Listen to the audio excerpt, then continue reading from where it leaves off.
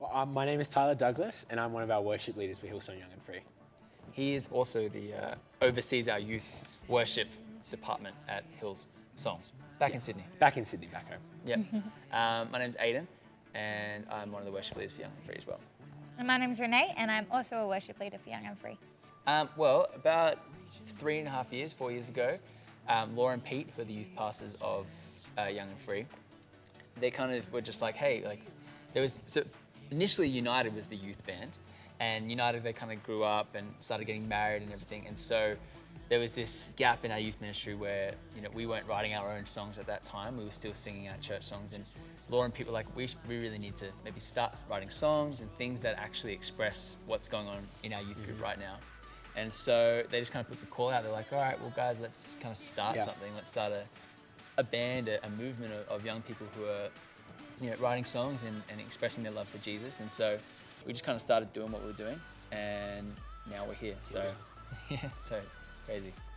I think it's important to have a youth ministry because all over the world there's young people that don't really know what they're living for. And I think when you have that truth, and especially from a young age, you should be sharing that truth. And I think a youth ministry is the best place to find influence and finding identity around people that love Jesus, around people that are willing and wanting to build you up.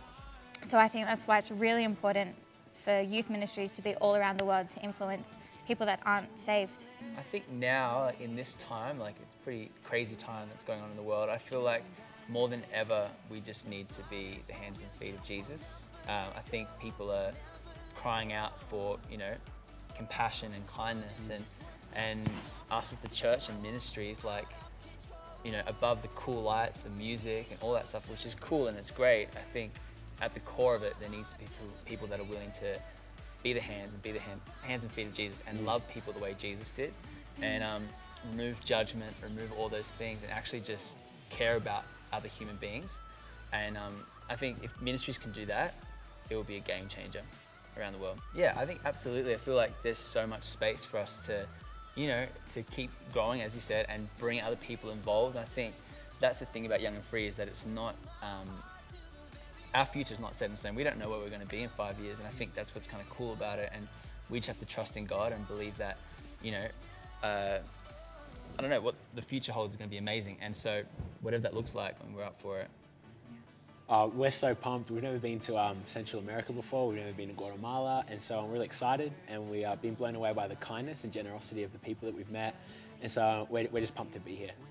I mean, kind of what I was saying before, I feel like if the challenge for us as Christians and to anyone watching is to actually be Jesus to people. And if you are scared about, you know, sharing Jesus, or you're worried about it, then just love people, be kind, and over time, people will open up to maybe what you're all about, and they'll ask you the question about what's the difference with you, as opposed to shoving Jesus down people's throats or trying to like change people's behavior. Why don't you just love them first, and then you'll see that they'll turn around and they'll come and they'll want to know what we're all about. So I guess that's the challenge to anyone watching.